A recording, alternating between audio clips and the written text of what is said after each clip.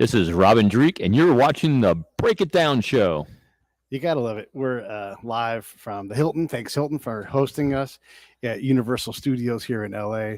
We've known each other for long enough that I knew you before your kid went to college, and now he's graduated and a lieutenant. That's how long we've known each other. That is absolutely crazy, Pete. And life's greatest situations are brought about because you're curious and you take opportunities. And when you reached out a couple weeks ago saying, hey, can you come on the show? I was like, I can't because I'm traveling. And you was like, where are you traveling? Basically your hometown. So we were able to make this work, and what could be more joyous than finally meeting people that you only see on camera for the first time live. And so it's always getting to meet your heroes live is always a great day. Man, you call me your hero. That's great. I love it. One of the things that's cool about us is we're counterintelligence agents, right? I was in the Army, you in the FBI, but we're spy chasers, we're collectors, and that's where we cut our professional teeth. And we were both very good at it. We also both simultaneously or independently, I probably should say, discovered that trust was the key for what we did. Like I can go into any sheikh's house or any, Iraqi official, but if I can't establish with them a trust-built relationship, and these are people that don't want to give you trust, and people always forget, like they think you just show up and the bad people are like, here I am, I trust you, like that never happens. So the trust thing that you write in your book about Code of Trust, and you've written a bunch of other books, we'll talk about those, but that thing with trust requires you to go against what a lot of the organization would have you do otherwise, right? And the Army's like threat, violence, threat, violence, threat, threat, threat. And I'm like, hey, you know what? I can't focus on that. If I'm going to get to somewhere where I'm going to find things out that the commander is desperate to know and doesn't even know to ask those questions, I have to surrender. And I know you're down with this. My ego, it's not about me. All right. I offer nothing in return. Now, if I can figure out some way to help you, it's great, but I want to give you the least amount of help possible, in my world. And I had to do that from trust. And you don't just say you have trust. You have to test it and you have to exchange it. Like, here's a little bit of low risk trust. Did it come back to me? Yes. Okay, great. Let's elevate it. And you only have trust when it's completely obvious, I think, at least, that you have. Otherwise, you'll presume trust when it actually isn't there. Yeah. And it's funny. The evolution of understanding of trust is profound as well. I had a guest that I was talking to, and trust to me has always been predictable behavior, because when you can reasonably predict behavior, you can anticipate actions, and that makes you trust a situation, an individual. And at the core of that, it goes even deeper to something. I love simplifying things. I got a small brain, and I got to keep things really compact and simple. And that is, trust is simply making someone feel safe. And when you were talking about running and gunning and everything too, well, yeah, if those actions are making someone feel safe, that's trust. Jim Madison, his book, Call Sign Chaos, has a great example of what he did to instill trust in the Marines before he went in. I think it was first Gulf War. He called it Theater in the Dunes. Mm-hmm. And one of the things he wanted to do for his Marines who are about to invade and go into Iraq in the first Gulf War was he wanted them to feel like they're going to be taken care of in case they got injured or debilitated, shot, casualties, whatever it is. And so he set all the Marines round up on the sand dunes, and he brought in the convoy, the medevac convoy, and showed how they could come up the road and set up within like 15 or 20 minutes to take care of them when they get injured. That establishes they're going to make me feel safe so I can now execute the mission. That's trust. So all these behaviors that we do when we're recruiting a spy, what are we doing? We're making them feel safe with us. We're solving a priority and pain point and challenge in their life, because otherwise we wouldn't have an agreement like they want a better lifestyle for their families, their children, education, healthcare, all these things. That's great, but anyone can deliver that service. Why you? What are you going to do to make them and their families safe? So that's where the trust comes in. One of the things from my end of the equation, when you're talking about trust, there's like an exchange. Right? I am the most powerful when I don't have a biker gang of Army guys all around me. And if I can get that Afghan elder to say, hey, why don't you come to my house? Better yet, I'll come pick you up. I have to then go, wow, should I do this? And to the lower level person, because I've got a black belt in this, and I've got a multi-degree black belt. I've done all of it. Right. When you ask someone who deploys a lot, especially in our field, and you say, when did you get good? Well, probably, 2 years in. How many years did you deploy? 2. I'm like, is it possible you could have got better if you deployed 5 more years? And they're like, oh, I guess so. And I'm like, so are you good? And do you know what good is? Did you have the freedom? Did you have trust? This is huge. did you have trust with your commander where your commander would say, hey, Pete, come here and talk to me about this. Help me understand this, or help me figure out how to figure this out. Like, that's trust that you get by having a multi-degree black belt, where I can go to a commander and say, here's what I'm going to deliver. I'm going to predict the future, and here's what's going to happen. And when that timeline plays out, that predictable behavior you're talking about, you have that trust with the commander. So then when you go to the commander and say, hey, I've reached the level where this Afghan elder wants me to go in his security patrol to his house, and the commander's like, whatever you think is best. Think about that. Yeah. I mean, it's that high risk exchange of trust is real trust. You still have to test it before you get there. Yeah. And you hit key things that I did with my behavioral team too inside the FBI. So we strategize human engagements all the time, whether it's recruitment ops, double agent operations, false flags, whatever it is, hooky spooky spy stuff. And you would think that my teams in my first objective we go and we talk to the case agents, all right, tell me about who you want to engage and we'll strategize this great engagement and trust with that person. No, it's, to your point, is exactly what you were saying. Was the first question I had was, tell me what management thinks about this case in operation, because if you don't have their support, you're not going to move forward. So we actually had to recruit management / get them to trust us first. And so then how do you do that? It comes down to, like we just said, what are their priorities, challenges, and pain points? So you have to solve their challenges and pain points first to get them to trust you, and then you can move on to the next one. So it's constantly doing the same thing, understanding what people's challenges are, solving those things, and moving forward with the operation. And it comes down to, do you make them feel safe? Are you making their careers safe to get permission from the bosses? If you're trying to solve priorities of spies, same thing. Good friend of mine, that is a great example, very similar to what you did, in a sense of overseas Iranian or Middle Eastern mullahs. Her name's Shawnee Delaney. Fantastic DIA case officer and redheaded, blue-eyed female recruiting Middle Eastern mullahs. Yeah. Not something you say would be effective. Yeah. But in our show, she said something so key, which was really at the heart of this. And the guy that she's recruiting says, you remind me of my girlfriend. And she's like, what? There's no way she looks like his girlfriend. But I said, it's not how you look. It's how you made him feel. Yeah. You made him feel safe. Yeah. When no one else in his life makes him feel safe, if you make that person feel safe, that is where trust begins. One of the things you've written about, and I agree with you too, is not only not making it about yourself, making it about them, not only keeping them safe and building trust, but it's these other intangibles that just aren't, when you're in the mix and you're trying to find the guy who's got the codes or the chip or whatever the thing is that you're trying to figure out who's leaking the documents out, you've got to find these things that allow the person to be motivated to help you. And again, they don't know you, and you don't have a whole lot of time. Right. You know, it's like you might see this person once, you might see him 10 times, you might see him 100 times, but you're not seeing him 1,000 times. Right. Like, you just got a very short amount of time to do these things. And what are some of those intangibles that you locked on to? And you're like, these are, and look, it's a different recipe every time, right? It's like making chili. You know, you're like, oh, I made a different kind of chili today because I used a sprinkle of this and a dash of that.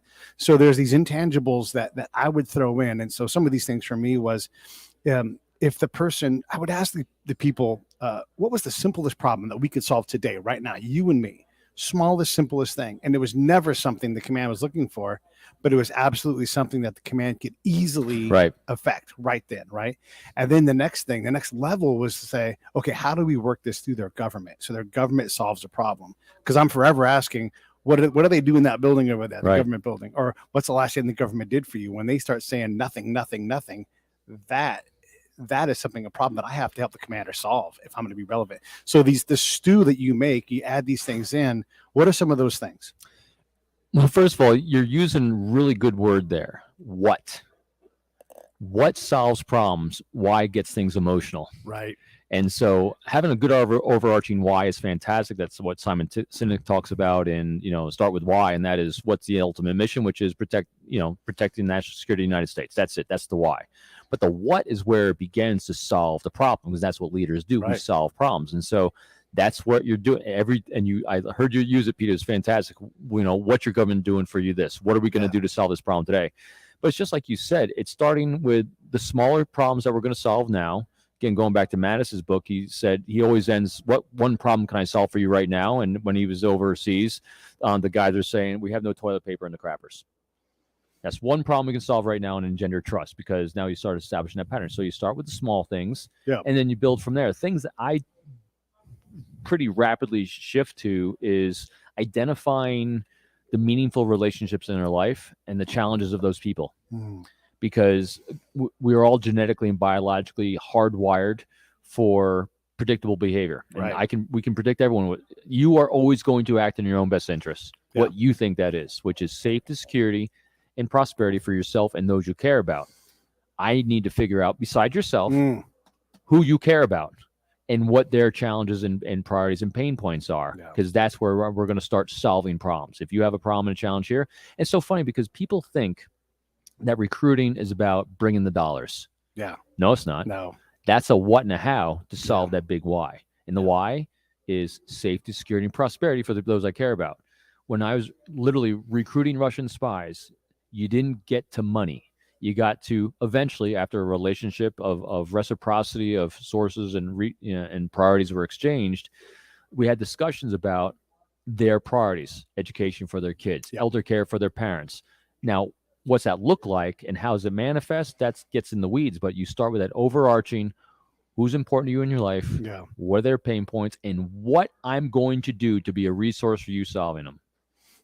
I've got my fingers crossed to remind myself. The first one I wanted to ask. It's a good way to do it, by the way. Because it really gives you a physical reminder. And I would do this when I would collect, and like, okay, that's a question right there. Let them finish, but keep paying attention. But I want to go back here, right? When I would teach other collectors how to do this, I would say, you have to know this person. In the dossier, you should be able to tell me what color socks they wear and why they wear them. They might wear a different pair of socks every day and have an absolute design for that. If you don't know that, you don't know them. You hit a key word in there, and why they wear them. The art of because each of these things comes down to having a great conversation. A great conversation is where you have nothing to say, but you're exploring everything the other person says. So say they wear tan socks. Now, it could just be that they wear tan socks because that was given to them as a holiday gift. All right, who gave them? What holiday did you celebrate, and who'd you celebrate it with that thought something enough of you to give you socks? That's what we're talking about, because now we're going to identify relationships and important people in their life. Because if it's enough that I now know that you have tan socks, it means that those tan socks have meaning. Where'd the meaning come from? That's where we start really discovering it. And so look at that one statement you made. And look at all you can learn from that they have tan socks. So many people will blow through that. All right, he has tan socks, no big deal. Or you want to give him a gift of tan socks. Maybe. So dive deep on all you hear. This is so true. Like we tend to, at least in the military side of things, and I got to imagine the FBI and the other agencies are similar. It's like, I have now completed the sock asking question. I will now move on to rapport. I have, and it's like, it's not a formula. These are rules of thumb. These are guides. This is an ingredient you might put into your chili. And so, and if it's not socks, what is it? What makes this dude tick? Right. And so I want to share this story as well. You go out and you want to have someone do something as dangerous as working with a person like us, and they got to know that we're going to keep them safe. And you have your goal. And one of my tells always was whenever the American would say, I don't care what this person, I don't care what Robin wants. My commander wants this. Like, oh, okay. Those are scary words. Hey, boss, I got a problem for you. You're now a screwdriver. And it's so bad. And it was so easy to do, right? Because you lose sight of it. Like, the commander gets what they want. Well, the commander needs this guy in line. So when that person says something to you, so this governor in Afghanistan says to me, my number one priority is female education. Okay, great. Everybody knows that. Write that down on the green book. And I'm like, how do you get there? And he's like, okay. Well, first off, you have to educate the boys. It's like, mind is blown. And I'm like, now we have to spend multiple conversations in this. Okay, what does that mean? He's like, well, if you don't educate boys, they're not going to be able to leave the house. If they don't leave the house, nobody gets to be safe. You have to run these businesses, and it's boys that do that in our society. So yes, I'm desperate to get these girls educated, but you cannot do that until you get boys educated reliably. To educate boys. And then he talked about 3 kinds of security, right? And like, if people don't feel safe, is back to your point a few minutes ago, you have to stop and go, okay, what is safe? And here's what Yes. safe was to this guy. Can the male walk to work and not be accosted? Can they leave their compound and have it not raided? And only then could they project their kids to school. Now you have a formula. Is there enough security perception to let the male walk, let the wife and the kids go to school and have nobody robbing their compound or causing attention there, right? And that's how complex it was to get to educating females. There was all these things in front of it, but you couldn't move faster than that. And gosh, there's so many layers to this, because the entire time you're asking the what questions to solve the problem and feel safe in the now. But now, if you want to start forging lengthy relationships and recruitments and coalitions, you need to understand the decision-making process that led up to him saying education is important. Right. Why? Yeah. Not everyone says these things. Yeah. What was your experience growing up that makes you think and believe that education is important? Then you get a little trickle there. It's like, oh, really? Well, where did you grow up? And how old were you when you experienced this and this? So now you get that context of their earlier exposure, which is our source code of who we are, which can then start becoming the predictor of future behaviors and choices. Because that then, when we actually then have predictable behavior, that's part of trust, because it makes me feel safe that I can reasonably predict what you're going to do. So then you can manage your expectations when the boss has an ask. We have to go to this guy and ask him to do this. And you can then reasonably give feedback. We can. Here's what I predict he's going to say or not say or do or not do based on this. Is that a decision we want to make right now, or do we want to defer to this, or do we want to put these other things in place first? Because from his perception and his understanding of what education is, this will not be congruent with him feeling safe.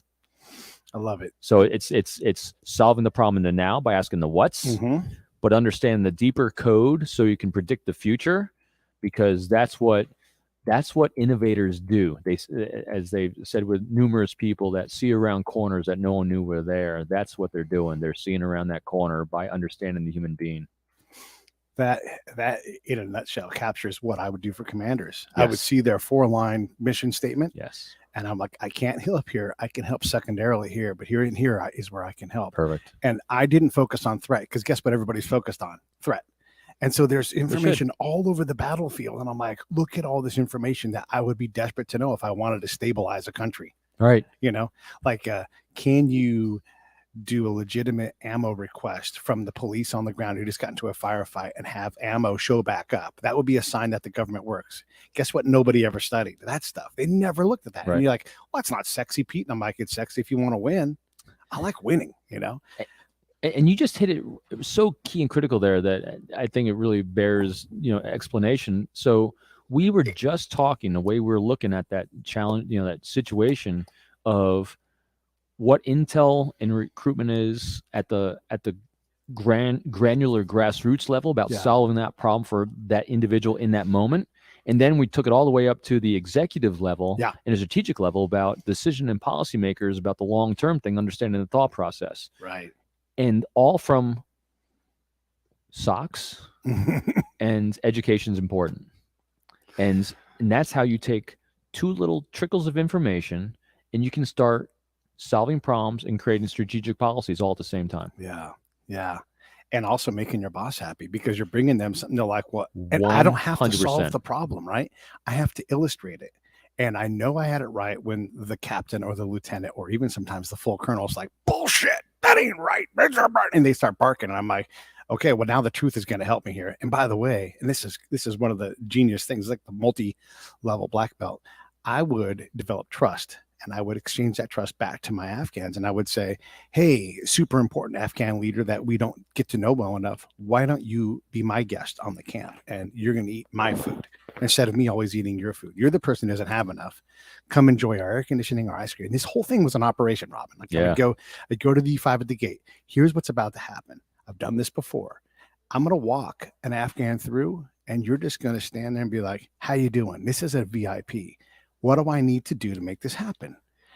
And understand, I will go to the boss, but I don't want to do that. I want to give you the win. And then the guy's like, oh, I'm uneasy. I'm like, don't be uneasy. We're going to work on this.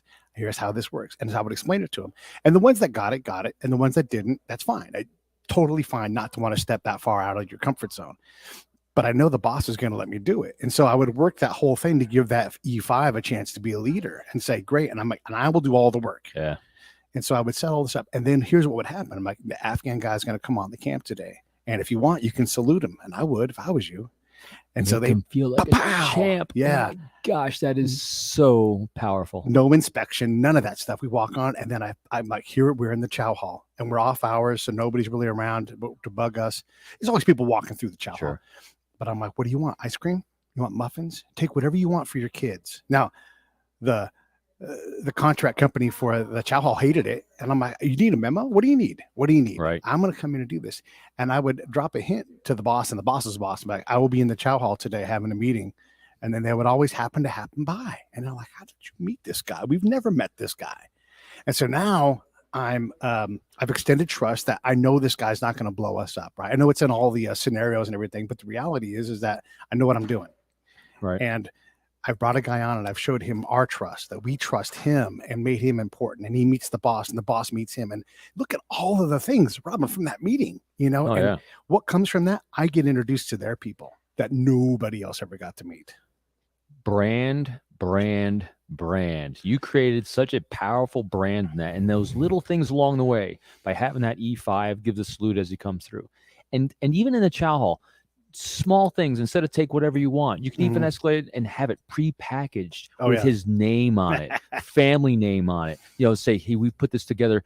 I told our people that we had a distinguished guest coming in, and they said, we have to take care of them. And so all those little things that take such a little effort to do to make it all about them, when they walk out away from that gate, your personal brand then transcends the organizational brand, and then you're kicking people away from the doors because everyone wants to be there. Now, you then obviously have to be discerning because people can take advantage of that. But you don't recruit the best information and keep people safe by being an ass. No one volunteers to the FSB in Russia because they're constantly trying to blackmail people. They're putting dog crap in people's houses. They're breaking windows. They're flattening tires. I mean, that is a personal and an organizational brand that no one wants to join. Yeah. So that's why when you are trying to be a force multiplier, you have to create these great brands. And then just briefly think about the relationship I now have with these commanders, the American commanders, and then the two shop and these people that I'm trying to look. I am working as hard as I can to keep trust because I am not trustworthy to the Army. I'm doing things they don't like. I'm not playing by the book, but I'm doing things that innovators rarely are. Yeah. Well, because you're solving problems. Mattis talks about mavericks. Everybody thinks they're a maverick. You got to protect them. But you got to protect them. Yep. That is such a perfect quote you just brought up there because, yes, the challenge is, do you have a commander that can recognize a maverick that they have to protect because they're a unicorn? Yeah. And you got to, and it's also, it's easy to misidentify a unicorn. They could just be wacky, weird, and bring you down a road that can be destructive. So you really need discernment when detecting that unicorn. But once you do, hold on tight and have them see around the corners that no one else does. That maverick stats. Everybody wants to be a maverick. I'm the maverick around here. Like, well, look, you have to have special access to that. And that discernment is my job. Right. I have to write for the commander. I have to talk to him and say, here's what I'm going to do. And then the future has to play out. And so that they're like, this is the one guy that is giving me things, ground truth that I can't reliably get from anywhere else. And so when that full kernel does blow up in my face, my boss can go to the boss's number 2 guy and say, tell me where Pete was wrong. And then that guy goes, fuck. Because now he has to go talk to an 06 and tell him to chill out because Pete isn't going anywhere. Right. But it was my job to make sure that commander knew that I was valuable. And when we're in the staff room as a little intel guy on the ground, you're brigade staff level, and he points and goes, Pete and Rich are about to talk. You guys are all going to listen. That's as big as it gets. Right. When the commander says that stuff, everybody grabs their pen. Oh, those guys are going to, who are those guys? They're not even here all the time. And so these little things about building trust internally within your organization, and that applies probably more for my thing, because I don't belong to that unit, right? Like I'm just kind of the asset. But it's a spherical thing that I had to build and constantly push out. And then also, and then I'm going to shut up. You have to add in religion in Afghanistan. Sure. And religion is part of their thing, and we don't Part like of their that. part of their priorities, part of their challenges, part of their pain points that they're dealing with. Absolutely. If there's not a holy man there, you're not doing real work. So anyhow, I wanted to just give you all of those things because I know we're vibing on this whole topic, but that trust is spherical. I would suggest 100%. Hmm. 100%. But as we started by saying, it really is a simple concept of making someone feel safe. Yeah. And what's that look like Yeah. to them? Because that then goes in the area of deep empathy. Yeah. What does trust look like? Not to what we're guessing it, but to them. Yeah. It's going and moving beyond tan socks. Mm. And why tan socks? I want to advance this part of the conversation. This is so good, but I want to move forward. So one of the things that we have to realize is, like, I have a goal. It's to find the bad guy. You have the same goal. Like, Yep. I don't want us to get blown up. I want to make sure we're winning. But what I don't get to do, and this took a long time to get comfortable with and then learn how to navigate, I don't get to pick the path. And the path usually in another country is a cultural path. Or if you're dealing with a foreign person here in the States and you're doing some kind of you have to understand what is the path for them. And if I can walk on their path and accomplish my goal, man, that's money in the bank for me. Yeah. Yeah. The realization that you're going to try a million times and succeed maybe once if you're lucky. Yeah. That's the path. And the job I always liken it to buying a lotto ticket. Yeah. Every day you're buying a lotto ticket. I think even more so here because our targets of opportunity, which are foreign nationals that are spying on our country, which one of them actually has priorities and pain points they're looking to solve? Yeah. Which one of them want the United States or representative to solve them? Then do they trust it? I mean, that level of probability is so low that you have no control over any of that. All you can do is, as I say, is buy another lotto ticket today. And that lotto ticket is, what can I do to place this individual in exactly the best possible situation that they feel safe to make a choice, if that's a choice that's in their head. Because you don't even know that. And the people that I've been part of recruitment operations for were the ones that never in a million years would you have ever guessed it was going to be them. Actually, in each one of them, it was completely opposite. And why is that? Because they knew they wanted to. Yeah. They were just looking for opportunity and someone they could trust. Yeah. In order to do that and feel safe themselves, they had to make it look like that they were the staunchest, most communist Soviet supporters of all time. Right. So no one in a million years from their side would ever suspect them, because they didn't trust us to do that. Yeah. They trusted themselves to do better than us. And so it's really, really fascinating. So I literally did this the other day. I teach at JCETA, a Joint Counterintelligence Training Center. And I get asked this a lot. You would think right now is a time for low-hanging fruit with recruiting Russians. Right. Because of all that's going on in Ukraine. I go, yes-ish. Probably a lot of pain points to be solved, but there's a lot of internal stress because they're being watched. It's tougher than ever.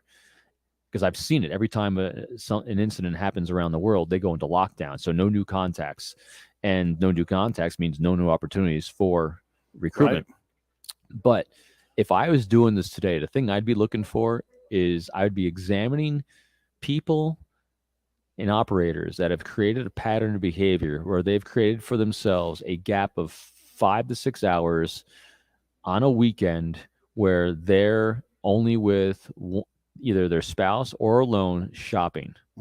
Because now they're creating a pattern of behavior that will not stick out if now it's going to be debriefing time. Believe it or not, that would be the exactly thing I'm looking at. I'm looking at someone who's established a pattern of behavior of a gap from their colleagues. I love it. Which is a little different way to look at it. Absolutely. Absolutely. That's how I would see around corners right now. When I try to explain like how hard it is to do this job, because it is absolutely a lottery. You don't know. The bad people don't want to talk to you. The people that scared to death. Yeah, right. Everything is scary. Like Jack Barsky on the show, and I know enough to ask him. I'm like, hey man, how was it trying to cover your tracks? like encoding messages, all that stuff, and doing it right. Oh my God, if you want to get something wrong, take a one-time pad and try to encode a message. You're just like, God damn it. Especially if you start having any sort of drinking habit or anything, Oh, yeah. or as you like us, you start getting older, and dude, hitting me after 4 o'clock in the afternoon, Yeah. my brain capacity starts diminishing rapidly. Right. Yeah. I'll do my surveillance detection route after my nap. Yep.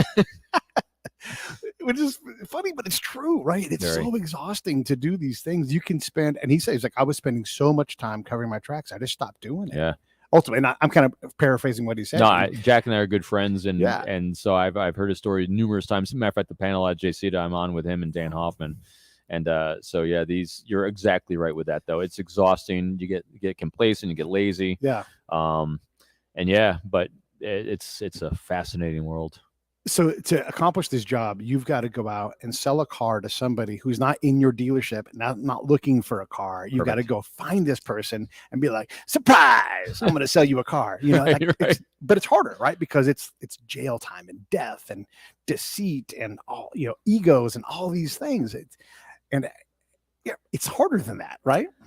Yeah, but and using that analogy you'd had, it's finding it's saying, all right, I have this car I need to sell. Mm-hmm. And by selling this car, I'm going to save the world. Yeah.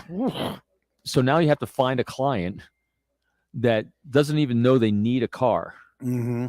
But the widgets you actually have installed in this car mm-hmm. is going to solve problems and challenges in their lives that they're even unaware of they might have had. Yeah. And so your job is to say, yeah, it's a car. I know you might not be interested in this car, but you know what? You got a lot of things going on in your life. And, this car it's got an XM radio that you didn't really think you needed, but here's what this XM radio can do for you. Right.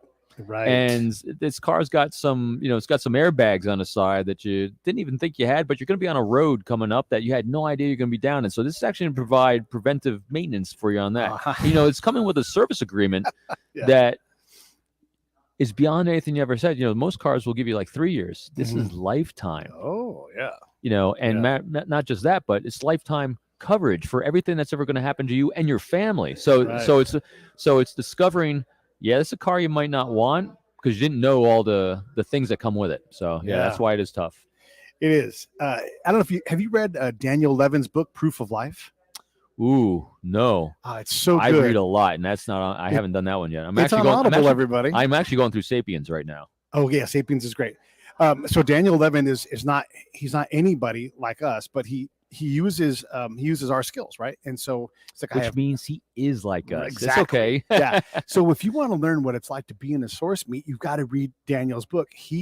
One of his things, and I don't know how his hocus pocus works, but I know to trust it because he's doing it right. But he's like, I can smell emotions on people. Oh, so he's like, I can smell fear. Here's what it smells like. I can smell, and he can smell things. So he gets in the room with these sheikhs. And so the book is about his friend has a kid that's lost in Syria. He's not supposed to be in Syria, but he's a dumb kid, so he's there. He's like, can we get him out alive? And so he now has to go on this journey again. He has no idea. Like, yes, I have some connections. Let me see what I can do. But you've got to go sit in these meetings with these incredibly powerful people in a place where if they wanted to kill you, they just kill you, right. And by you sitting there, you're saying you might want to consider killing me, And he talks about his internal dialogue, which, as you know, when you're in a meet, you got to always say, like, you have to meet evil people so you can stop evil shit from happening, right? And so he's going through moment by moment, and his ability to communicate what he does, different than how I would do it, but he's doing it. And the story is incredible. I'll put the link to the book in here in the show. But that's fantastic. Yeah. And Pete, it's so funny when when you know what makes you happy and you know that why, you hit that zone. And so as soon as you said the whole scenario with him and his son in Syria, my brain started working the problem. Mm-hmm. And what I would do, it literally, and I started zoning in on it, and all time stops, and your brain is so focused on communication use, the theme. It's the thing that hit me with that, and I'm looking forward to reading that book, is the theme of children. The theme of assistance and help is huge with all human beings, and using that emotion as a universal trigger for a dialogue and conversation is that's a great overarching theme. Yeah. And then forging the trust and the safety along the way to do that, and linking in, because every human being has that emotion of caring, again, feeling safe for the people we care most about. And so using that as the link with everyone, that's, that's, boy, it just grabs you. I can't wait to talk to you after you read the book, because it is absolutely, you know, we all have to sit in there, and your brain, and you know how exhausting a source meet is. You're keyed up so much ahead of time. You have to be prepared, and you have to be ready for conversations A, B, C, D, E, F, G, G1, G2, GAB, sub 2, like any set of questions you've got to be ready for. It's impossible to be ready for. And then you do the meeting. Oh my God. Because someone asked me this the other day, and it's so true. What you're doing every microsecond is you're constantly reading their psychological comfort and providing that psychological comfort / safety, which is constantly shifting, because when they're engaging with you and lives are on the line, well-being and livelihoods on the line, they're thinking of new fears that are keep popping up. Fear, and you're constantly having to watch it, see it, counter it, preempt it, which is that's why I love Sapiens. You know, I'm at the point where they're talking about, you know, the energy that the human brain requires compared to every other animal on this planet. I think, was it at when we're awake, I think our brain takes up 20% of our energy drain. And so when you think about that, when we're not exercising or moving and sitting and engaging the brain at its full capacity, we're burning an immense amount of energy and calories thinking. And so when you're operating at that high level where you're constantly reading and providing the psychological comfort for the person that you're interacting with, it's exhausting. When I came out of the undercover certification school for the FBI, it's a 10 or 2 week school. When I went through it, I had to sleep for 3 days. Yeah. And it's not because we ran marathons physically. We did marathons mentally. Yeah. Because you're being someone who you weren't for 2 weeks. Yeah. It was the most exhausting psychological event I've ever been through. That is so true. You have the physical aspect of like surveillance, but the surveillance part. It's exciting. There's a little bit of a come down from that and everything, but just like the thinking, and you got to understand, like, your adversary is playing the game at the same time, and they are trying to get you, and you are trying to get your, and maybe get is a different form of get, but there is a competition going on. Oh, yeah. And you are constantly switched on. And that's what's great about Daniel's book, is you're in his brain as he's sitting there cross-legged, having chai, trying to solve this unsolvable lottery ticket kind of problem. You know, it's just it's an incredible book that, And if you want, I'll connect you to Daniel. It'd be great to have him on your show. Oh yes, by all means, please do that. I love people like that on my show. Yeah. Oh, these stories are so enriching, and they're so relatable. And it's so funny. People don't think that doing these types of things are relatable. Yes, they are. First of all, who hasn't exposed themselves to trauma in their lives, and who isn't trying to do something better for the people they love? Yeah. It's universal. Yeah. And that's where we make these connections, and that's how we make people feel safe, is that we're all relatable in those things. The situations that arise in our individual lives will be different, but the core element of our goal and our mission and our why is exactly the same. I want to talk about your show a little more too, but I also want to bring up another concept I've kind of been working on, is to be good at what we do. And what we do is, like you're just saying, it's what a lot of people do, whether you're in sales, a reporter, a leader, whatever it is. You have to always consider the specs: circumspect, retrospect, introspect, prospect, prospective, all these specs, right? Because if you just go forward, and sometimes action is the key. But I was just like always struck by it. If I just turned the camera around and I saw me from their point of view, it deeply informed what I was doing and how I approached the problem. And then if I moved the camera around, I'm like, oh my God, if I put the camera on the street that everybody's talking about improving, and I'm like, why put the camera over there? Let me grab the dude and have him walk me down this street that's nothing, and show me, Governor, what this is going to be. And I put him in a virtual world. We're absolutely walking down the street, but there's nothing there, right? Ruins. Yeah. And he's like, this is where the hotel's going to go. This is where this, and then all of the information that comes out of that. But I had to master the specs first. My favorite question always is, I'm hearing stories and someone's talking about what they do and they breeze right through something. Yes. I love stopping, because when you see a pivot in someone's life, that means someone saw something in them in that moment that they'll brush right through. And my favorite question is always, what did they see when they saw you then? Mm-hmm. And it's a showstopper for people because they never really considered those other optics in those moments from those different perspectives, which is so key and critical at all times, because it's not just seeing around corners. It's finding that there are corners there you didn't even know about, because you're seeing the lens. It's literally moving yourself. Matter of fact, Leonardo da Vinci was the first person that actually did an overview of a map where you could actually look at a city from a sky view looking down. No one had ever done it before. He was the first one to create that kind of map. That's crazy.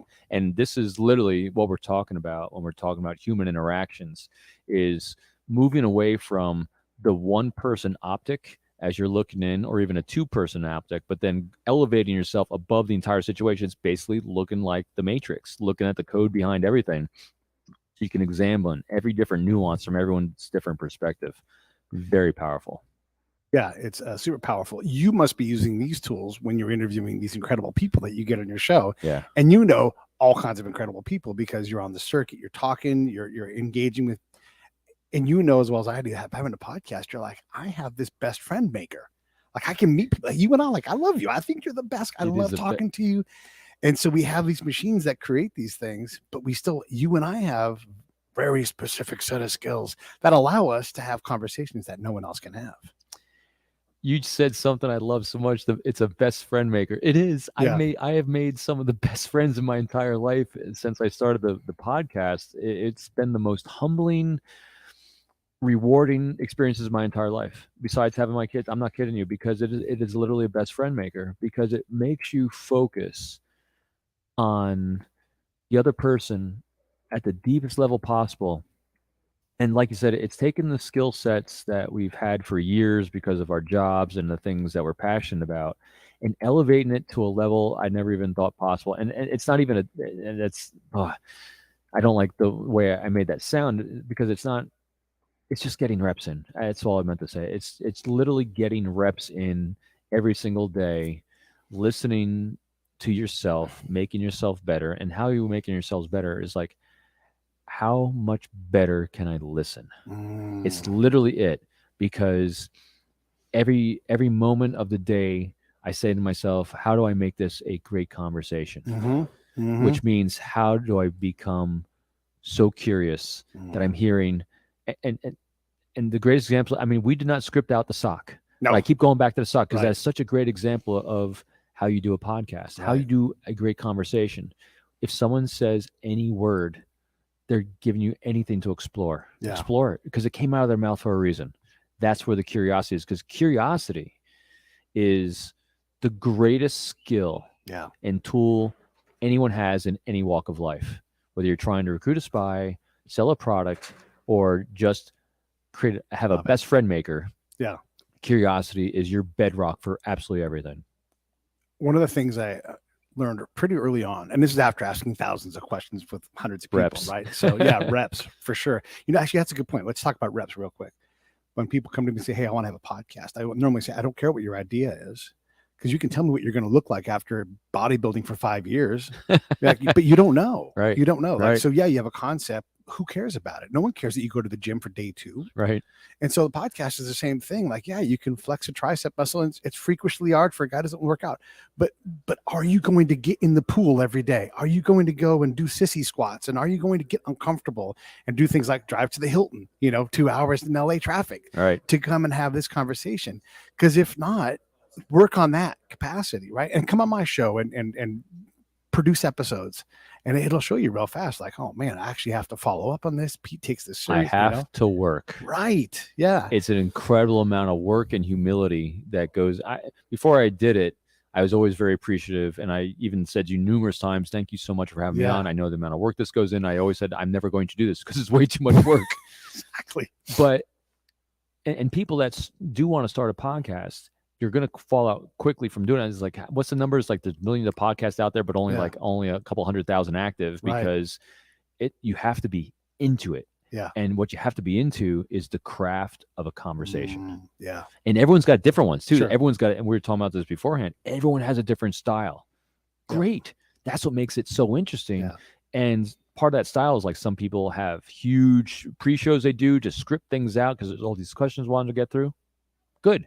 As long as it's congruent with you and your brand, because what the audience is always looking for is congruency. Right. Because when you're trying to build trust with an audience, they have to predict what you're going to do, and they have to trust that everything is synchronous, synchronous with their brand and what they're doing. And it's very easy to tell someone who becomes about the fluff, and they'll say something on the show, and then in their other life on LinkedIn or Twitter or whatever, they're kind of not that. Yeah. So it's having that kind of congruency and passion, because it's a passion. It's a labor of complete, unabided love, and it's a love of the conversation. It is. So back to the thing I was going to say, one of the things I learned after getting a whole bunch of reps in was that I'm listening to the person at all times, but I'm listening for things. And you alluded to this a minute ago, especially if the person goes, I'm like, ooh, they're accessing the hard drive. Or if they start talking in images, or if I think I can get an image out of them. And if I can get an image, this is the more advanced Pete, can I get an emotion? And if I can be affective, I'm going to destroy any other collector in the area. Yeah. Because I've got them by the heart. I've got them, and I've become familiar with this emotion with them. And that's trust that's emotions. Flip the camera back real quick. Yeah. I always say flip the camera because as you're talking, Pete, you see my face lighting up. I'm like, because you know what's happening?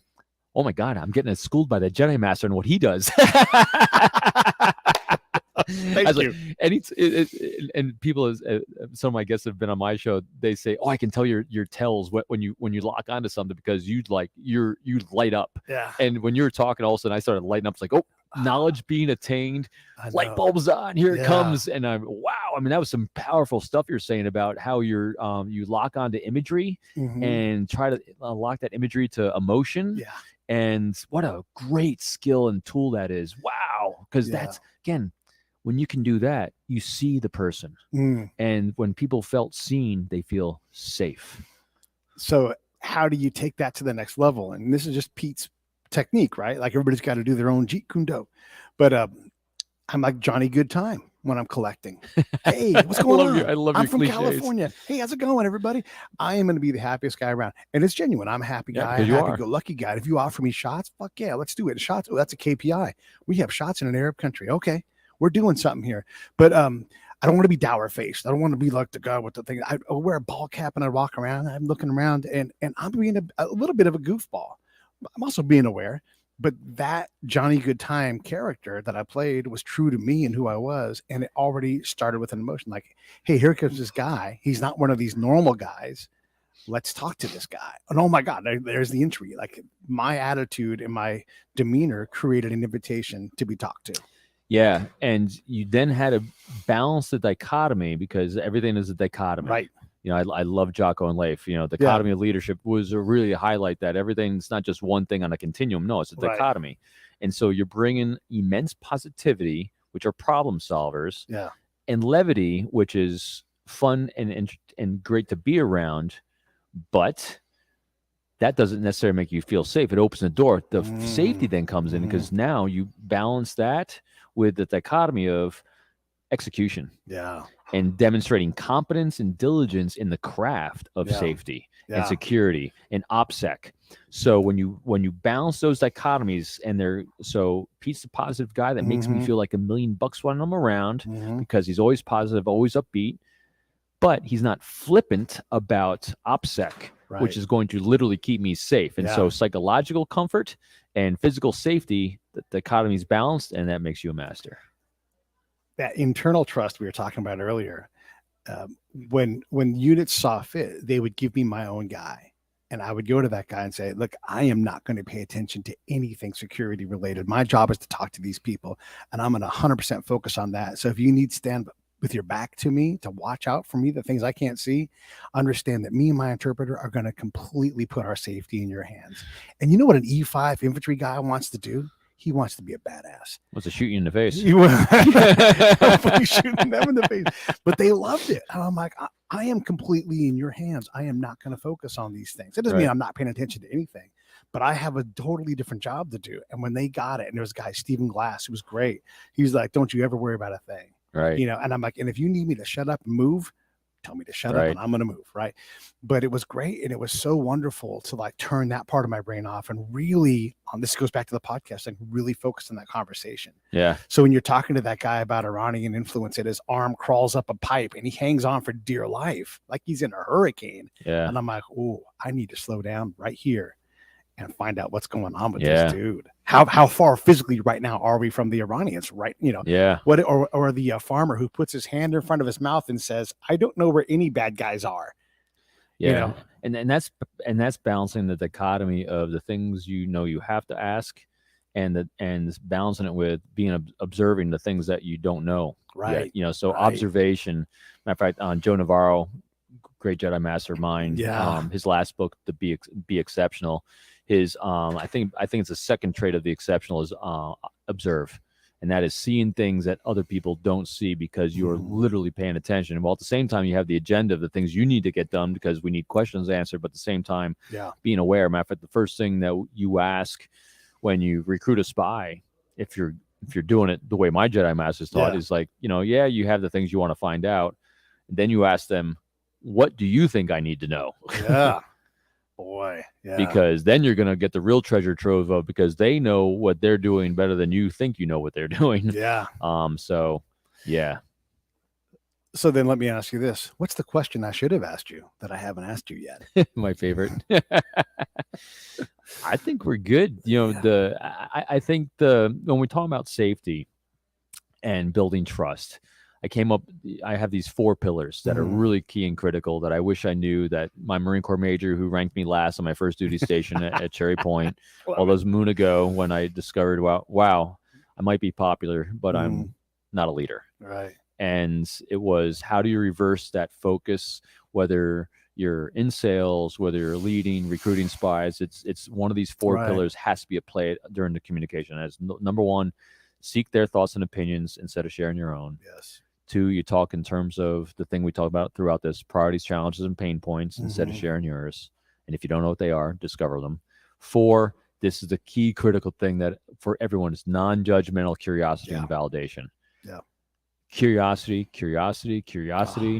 It'll get you everywhere you need to go without judging. Yeah. Doesn't mean you agree, just be curious. And finally, empower people with choices. As a matter of fact, going back to something you said earlier, and I didn't even have my fingers crossed to remember it, was with bosses. Yeah. You were talking about, bosses don't want to do X, Y, and Z. And so you're not bringing them solutions, but you're right. You're bringing them options with a cost benefit analysis. We can do it this way, and here's what it'll cost us. We can do it this way. Here's what it'll cost us. And then we can do it this way. Here's what it'll cost us. Yeah. That's your job, is to make that choice. My job is to bring you those options with a cost benefit analysis. And so when you empower people with choice, they feel in control. Control means I feel safe. Yeah, no, that's all just so, it's just so spot on. I mean, everything, again, like when I talked about our independent discovery of these things, I'm in the same boat. Right? Failure along the way. Yeah. Lots of, come on, all constant failure. Reps and failure. I wrote a paper with my buddy Rich on how to collect and do these kind of things from an academic point of view. It was, it's sort of like the OODA loop, except for you go decide, act, orient, observe. Right. And then you just start from a different spot. And if you're always capable of saying, I need to reorient until I can never thing I always say, you can never out Iraq an Iraqi. I can't out. That's good. A communist. Right. Let them be the expert, continue to learn, continue to meld with them. And you get somewhere. I want to give you a chance to comment on that. And then I also want to give you a chance to ask me any questions. Simple question. How did you get into this, Pete? I mean, so I know your background of being an intel officer and doing that. What's your why? I mean, when did it all start for you to get into, first wanting to go into counterintel, and then what was the evolution getting into this? It's multiple questions. I should never do that, but let's just start with, what got you into the world of intel? Yeah, I really couldn't find a job. That's what it was. It was kind of a bad time in the economy, like 93. How old were you roughly at the time? I was 23, 24 years old. And I had finished my degree and what was the degree in? TV radio. Huh. And so these things all in retrospect. So, okay. So TV radio, this is fantastic. Yeah. So you're 22, 23, you want to get in TV radio. What, when you were earlier, kind of inspired you to be really fascinated by media, broadcasting, stuff like that? Where'd your interest come from? I followed the A's in school. Huh. And I enjoyed speech. It didn't bother me. I enjoyed performance. It didn't bother me. And then I like sports. I thought, why don't I just be a sportscaster? And so I just followed that academic path through a lot of different, like 10 different And schools. how old were you when you were into the A's? Oh gosh, the 80s is when I got into the A's, and then Did you listen to it on radio? Did you go to games? all of it. Yeah. Who'd you do it with? It depended. I'd go by myself. My dad worked right across the street from the stadium, so I could take BART and go, which is the train there, and I could go watch a game and then go to his work, and he'd take me home. Right, and I did that a whole lot. But I was a young kid to be doing this back in the 80s. Like, yeah, when your parents are like, "We'll see you later." What'd your dad do there? He worked for the transit authority there. Oh. Yeah, and so he was right across the street. Like, where would you put a bus yard? Right across from a stadium. Right.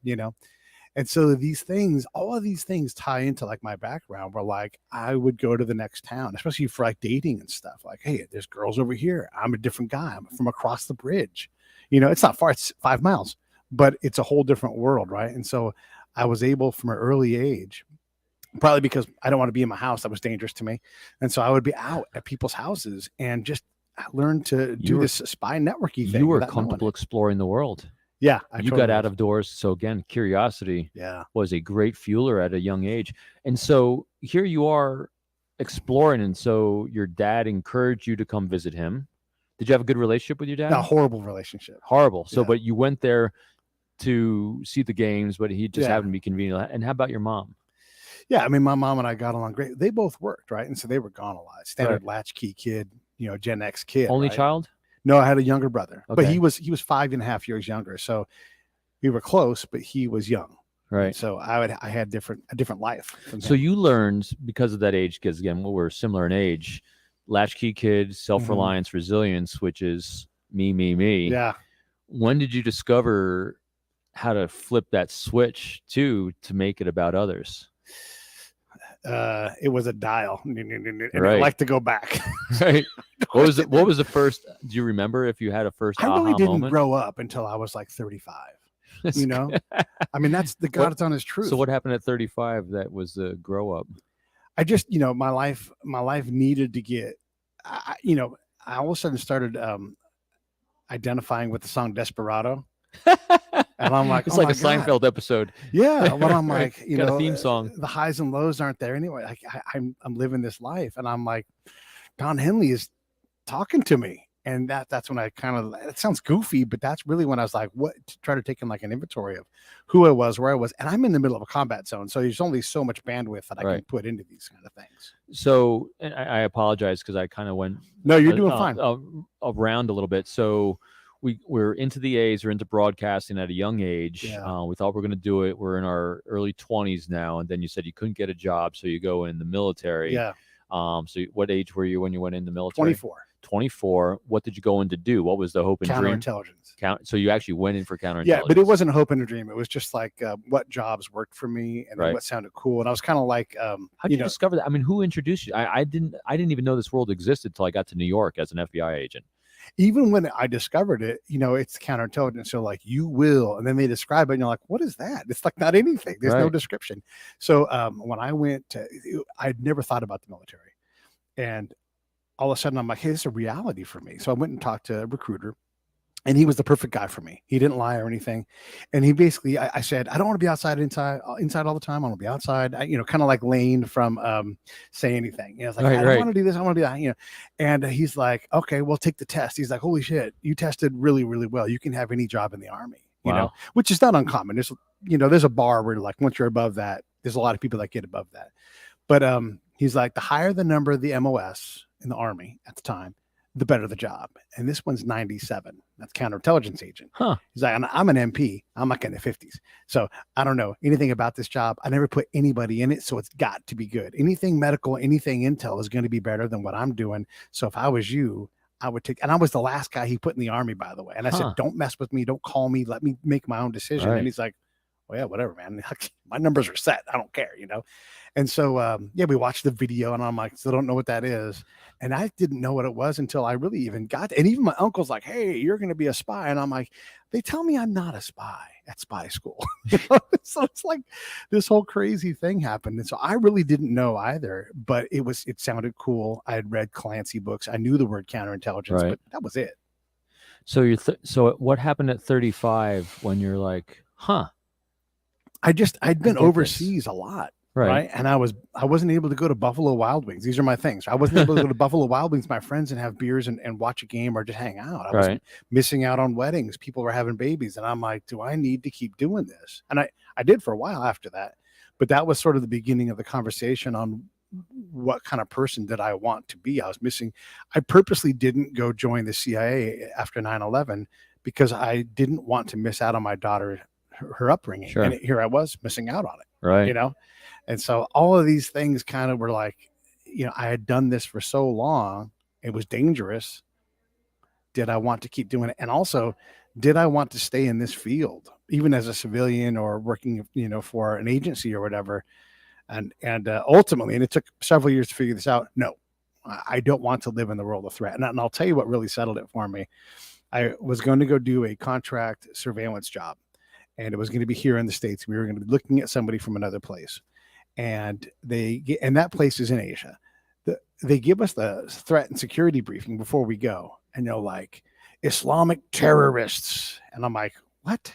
Where? In Germany. And I'm like, why are we getting a brief on that when we're going to go watch people from a totally different country? That is not their problem. And I was like, I just don't what are we doing? And so that sort of was like the completion of my maturation. But it took 7 years to get to a point where I'm like, I can do something else. Right.